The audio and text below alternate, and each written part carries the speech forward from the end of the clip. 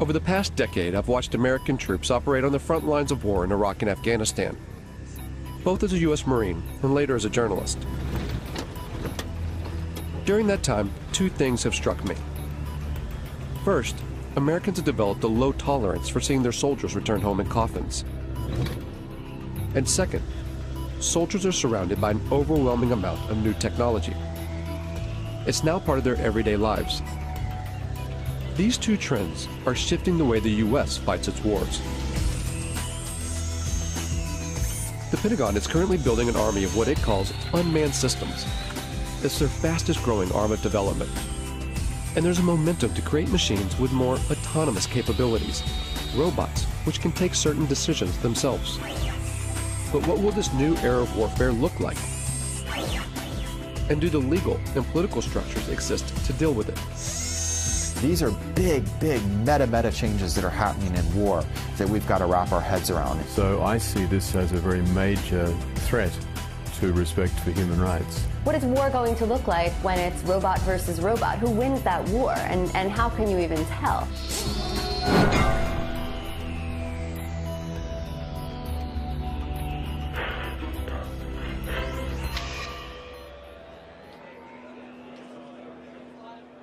This is the largest gathering of robotics companies in the world.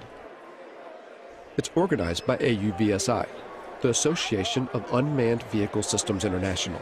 So these are successfully used in operations at the reactors. Hundreds of private corporations and university researchers are here to show off their latest cutting-edge inventions. And so there's things that we can actually pick up with the gripper, use them to defuse a bomb, and then put them back. They're all either selling their products or soliciting funds for their projects. And most of them are targeting a single customer with deep pockets, the U.S. military. This is an annual conference for the robotics industry in Washington, D.C. Years ago, this was a pretty small gathering. This year, there'll be over 7,000 attendees. It's an enormous business here now. It covers everything. You'd be surprised what you could find. Everything from unmanned boats, ships, submarines, to armed drone helicopters. And just the air portion of the robotics or unmanned industries this year will be worth $7 billion. In 2009, the U.S. Defense Department earmarked $18 billion over 5 years for the development of unmanned systems. This boom in military robotics comes off the back of the so-called global war on terror. The wars in Iraq and Afghanistan, along with lethal action in Pakistan and Libya, have created a political and strategic space for unmanned robotic systems. It's not a situation where you're in these big, formation operations or fights. You're dealing with very explosive, very spontaneous events. So you need something that's watching all the time and something that's very adaptable to be able to move from one location to another very quickly. The U.S. Air Force is presently training more unmanned systems operators than it's training manned fighter plane and manned bomber plane pilots put together. But that actually makes perfect sense because they're actually buying more unmanned systems than they're buying manned fighter planes or manned bomber planes. The number of drones in use by the U.S. military has surged from a handful in 2001 to over 7,000 today, and the number of ground robots has shot from 0 to 12,000.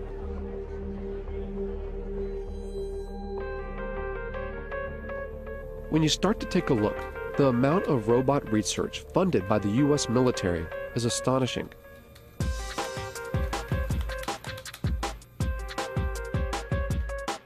Faultlines put in more than 100 requests and follow-ups to the Pentagon, military contractors, private robotics companies, and university research labs. But gaining access to see how these tax dollars are put into use isn't easy. When we could actually get a response, it was almost always a firm no. After several months of chasing, only a handful agreed to allow us to film.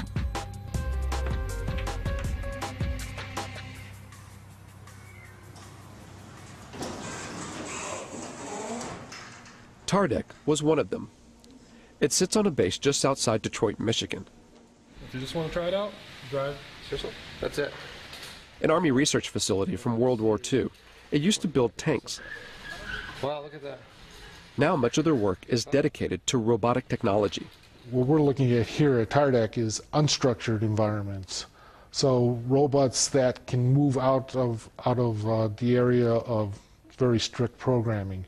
So one of the ways of doing that is through teleoperation. So we have, it's not the classic robot, it's somebody actually controlling something. It's not a remote controlled car because it's doing it through a TV set. All the robots here are collaborations between TARDEC and private companies or university labs, or both. Companies like iRobot in Bedford, Massachusetts. This is the home of the PackBot, one of the first ground-based robots the U.S. military adopted after 9/11. Thousands are being used in Iraq and Afghanistan to defuse improvised explosive devices, or IEDs.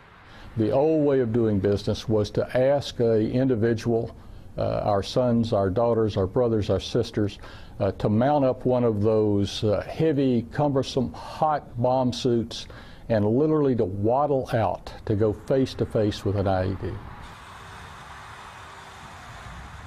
Today, we do that at distance, and we do it virtually via a robot. Much, much better way to do business.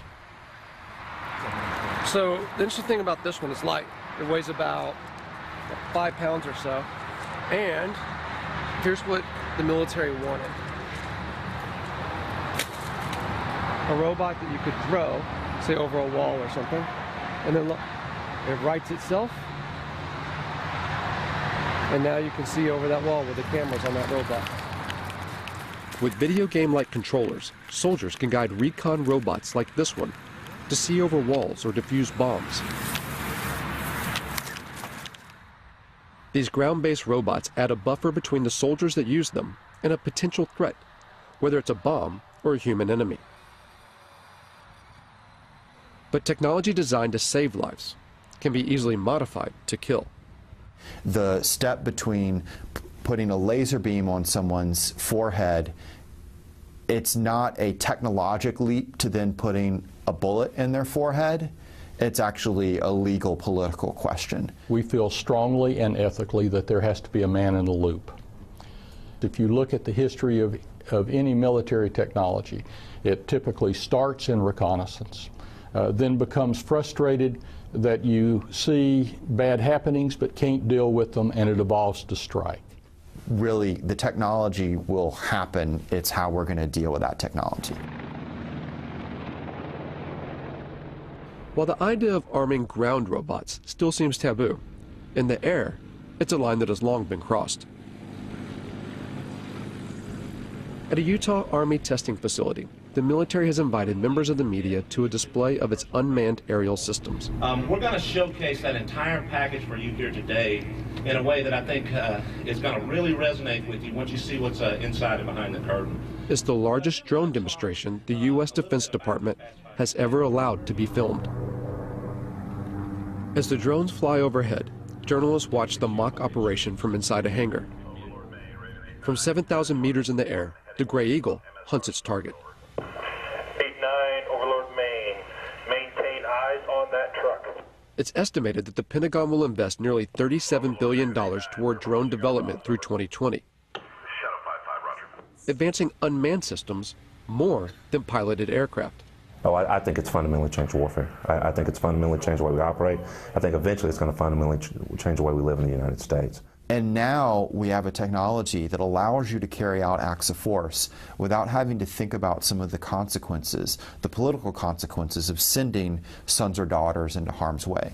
So in my mind, the barriers to war in our society, they were already being lowered. Now we have a technology that literally takes those barriers to the ground. Apache 17, track target 2. All of which make it such an attractive tool for the U.S. But drones are some of the most controversial weapons in the American arsenal,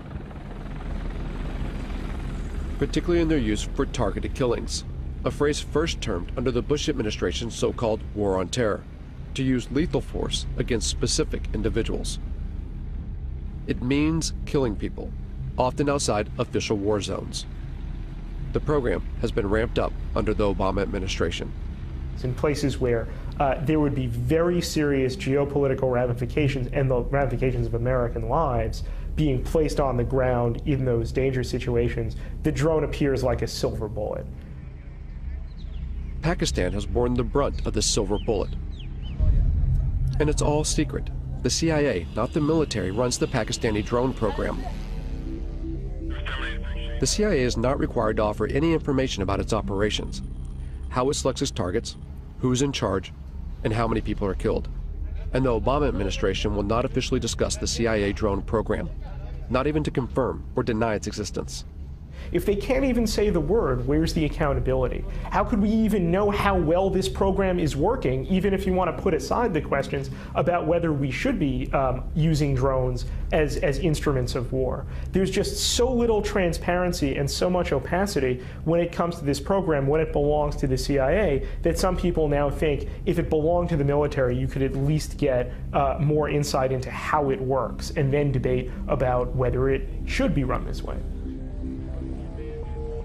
Reportedly, civilians and private contractors control the CIA drones, pushing a button from their offices thousands of miles away in Langley, Virginia. At the time this film was made, there have been 308 drone strikes reported in Pakistan since 2004. 256 of those under President Obama. That figure could be far higher. Over 200 strikes hit the region of Waziristan alone, roughly one attack every 4 days. Conservative estimates put the total number of deaths around 2,900.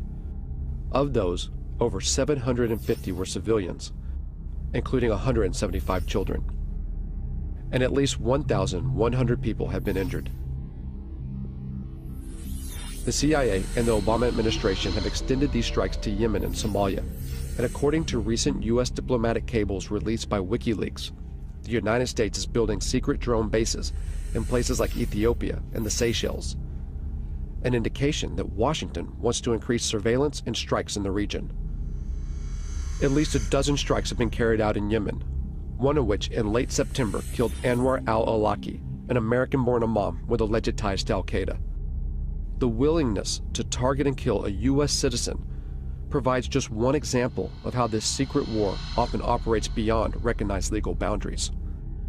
If a intelligence operation carries out an airstrike that goes awry, that accidentally kills civilians, that violates the rules of engagement, there's not a court-martial process set up for that. There is, in my view, at the end of the day, no accountability for what is going on now. Philip Alston spent 6 years studying the legality of the U.S. drone program for the United Nations Human Rights Council. The congressional committees have, as far as anyone knows, never exercised oversight in any specific way in relation to these killings. He says that the American government's justification for the strikes, self-defense in response to 9/11, even now, 10 years later, is a manipulation of the international laws governing conflict. Now, in terms of international law, that represents a fundamental breakdown in what are called the rules on the use of force. It would enable the United States to use force against any target, any country, any time. Following 9/11, Congress passed a resolution called the Authorization for Use of Military Force, or AUMF. It allows the U.S. President to use military force anywhere against people believed to be responsible for 9/11. And when the Obama administration has been asked, what authorities do you possess to go, into Yemen, to go into Somalia, even, outside Afghanistan into Pakistan, for the purposes of attacking people that you say are aligned with al-Qaeda, they use the AUMF. I think the U.S. is certainly risking setting itself up for a significant global backlash against its extension of power extraterritorially. But the bigger problem, of course, is other states saying, well, this is the norm. You do it. Why shouldn't we do it? The UN Human Rights Council has taken no action to further investigate the legality of the U.S. drone program. While the U.S. continues to expand the program, 45 other nations are working on their own drones, many being sold on the open market. In the rush to churn out robotic military systems, who buys these technologies and how they're used has minimal international oversight. In short, the law is not keeping up with the pace of development. technology doesn't stop, and that's, I think, one thing that people need to realize is that it's accelerating ever faster, not just in the number that we're using it, but how advanced it is. The accelerated pace of development is such that it is inevitable that we are creating machines that are going to be able to do things we cannot currently conceive of them doing. I think if the United States were serious, part of this major program to, if you want to create a word, to robotize its war-making functions, would be to build in various safeguards designed to ensure respect for the laws of war. There has been a mad dash for advancement with very little consideration for how that advancement will play out against human society. And Rita J. King is a futurist who studies the potential dangers that technological advances in robotics and artificial intelligence can bring. Within the United States, you have the military, and then you have, private business, and you have universities. So all these different groups are doing their own research and their own creations at different paces. And eventually there will be more of a coming together of these different aspects of the programming and the creations, and we will cross a line. In a university lab at Virginia Tech, Professor Dennis Hong and his students work on a robotic soccer team. The real thing is, if you want to use these robots outside the lab in real life doing real work, then without all the skills needed to playing soccer, it won't happen. So it's a really good controlled competition where we can develop all the technologies needed for robots to be used in real life. Virginia Tech's funding comes from a variety of sources. These robots are part of a project sponsored by the National Science Foundation. But they also take on projects financed by the U.S. military. So as a research lab, the technology we develop, we want the society to be using our technology. Of course, many of our robotics projects, most of them, if not all of them, are to help the society. But here they recognize that a technology's ultimate use is unpredictable. Time to time, as a group, we sit down and discuss about these kind of problems. Mainly, it's very sensitive, especially for when we work on military-funded projects and those kind of things. But many times, we don't have any control once it leaves our hands. However, that's true for any technologies, any science besides robotics as well. It's hard to put a timeline on how fast robots and artificial intelligence will develop. But almost everyone we spoke to seemed to believe that in just a few decades, the robots that will exist in our world will be unrecognizable by today's standards. I think the probability is virtually one, a certainty, that machines will be as intelligent as people, that we will have intelligent robots, that robots will be ubiquitous. So then the consensus of people in the industry is somewhere around 2025, 2030, and even if you would say, oh, that's optimistic. So maybe it's 2050. Maybe some of us won't be around to see it, perhaps, but it's not that far in the future. It's not 1,000 years. It's not 500 years. It's certainly not never. When people say machines will never be as smart as people, never is a very long time. The robots that we create could, of course, eventually will become much smarter than we are. And because they're smarter than us, we won't be able to conceive of how smart they are. And we'll have no control over that. And I don't think our brains are really equipped to accept the enormity of what that means, because we do find ourselves intelligent now. Science fiction stories have always made predictions about conflict between machines and people. The way to avoid that is for humans to always be at least as intelligent as their machines. While we may not know exactly if or when robots will become as intelligent as humans, at AUVSI, the talk of autonomy, of military robots taking more decisions by themselves, is growing. Work on the next generation of autonomy, maybe before it's really needed, to show where it can go. General Riggs talked about unfair advantage, and I'm in full agreement with him. We want unfair advantage. We want lots of unfair advantage. Why shouldn't we? And unmanned systems, and especially weaponized unmanned systems, clearly provide a huge advantage. So how far will robot autonomy go? And will a robot ever be allowed to make the ultimate decision? to take a human life. Officially, the U.S. military claims there will always be a man in the loop, that a human will always make the decision to kill. But there are signs that this may not always be the case. In 2006, the Army funded a major study to find out if lethal autonomous robots could be programmed to act ethically on the battlefield. There's a long and rich history of war crimes in every war.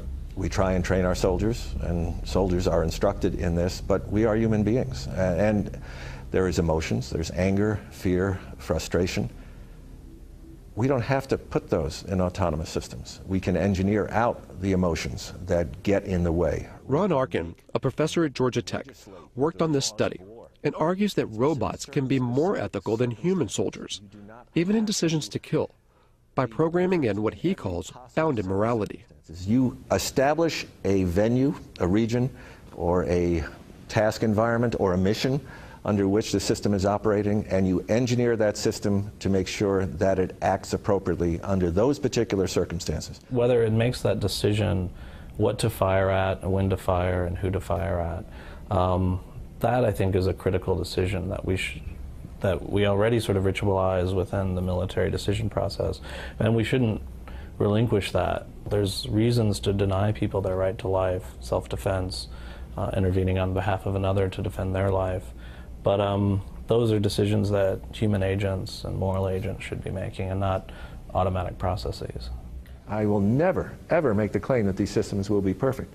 But I do make the claim that, I have the belief that these systems can outperform human beings in the battlefield, ultimately from an ethical perspective. We do have a moral responsibility to try to prevent this, and to not invest our time and energy and resources as scientists, as a society, into building a technology that has that kind of capacity to kill people on its own.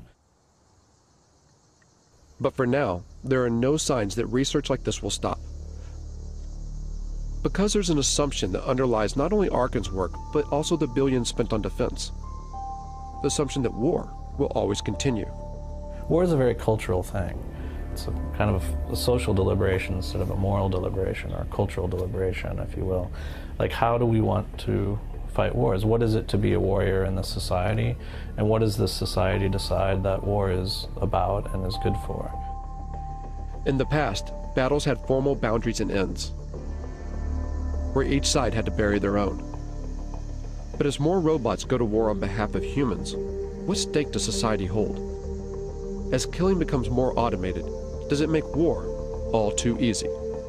So I think that is a big issue as far as what these technologies are going to do, and making war much easier to become involved in, and really detaching, especially in the United States, the American public from its sense of responsibility and moral and social deliberation that should go into deciding when wars occur. A lot of people say, well, why don't we stop working on this technology? There's a problem, though. You'd have to stop science. It means you'd also have to first stop war and stop capitalism. And there's such a vast amount of money that goes into thinking about defense problems and solving defense problems, that if we turned that time and energy and resources into solving more practical problems, we would actually probably alleviate most of the social and political problems that cause us to have defense and security concerns. And the fact of the matter is that most of the funding that's going into robot research, of course, is to create a better war machine. And to what end? It demonstrates how far we are from the sort of intelligence we need to build robots that can help us instead of hurt us.